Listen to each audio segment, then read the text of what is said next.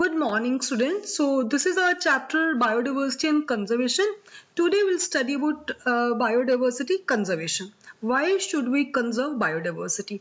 So these can be grouped into three categories: narrowly utilitarian and broadly utilitarian and ethical issues. And the second topic we'll do: how do we conserve biodiversity? In situ conservation or ex situ conservation?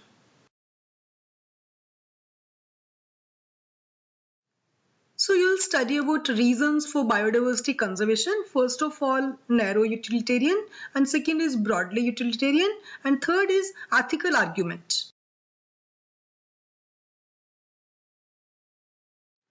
First of all, we'll study about narrowly utilitarian. Arguments for conserving biodiversity are obvious. Humans derive countless direct economical benefits from nature. The first one is food. Foods include cereals, pulses, fruits, etc. Then firewood, fiber, construction material, industrial products just like tannins, lubricants, dyes, resins, perfumes, etc. and products of medicinal importance.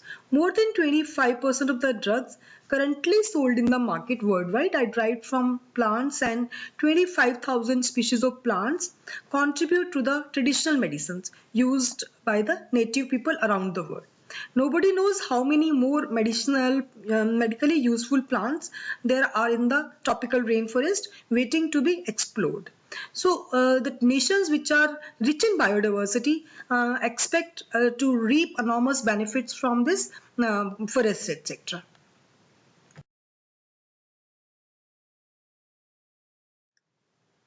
The broadly utilitarian argument says that biodiversity plays a major role in many ecosystem services that nature provides. The fast dwindling Amazon forest is estimated to produce, through photosynthesis, 20% of the total oxygen in the Earth's atmosphere. So this is called the lungs of the planet. Can we put an economic value on this service by nature?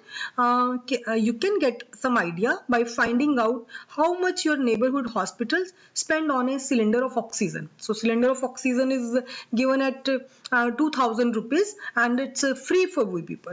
Pollination, without which plants can't give us fruits or seeds, is another service.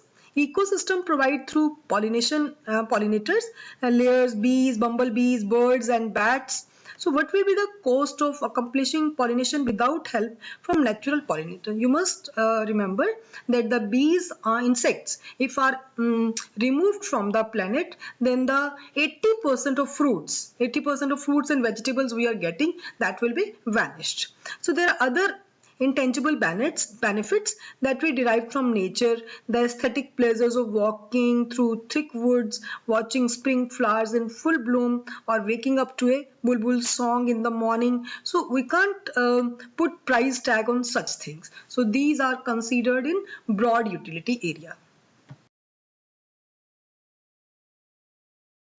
Third one is ethical argument. The ethical argument for conserving biodiversity relates to what we owe to millions of plants, animals, and microbe species with whom we share this planet.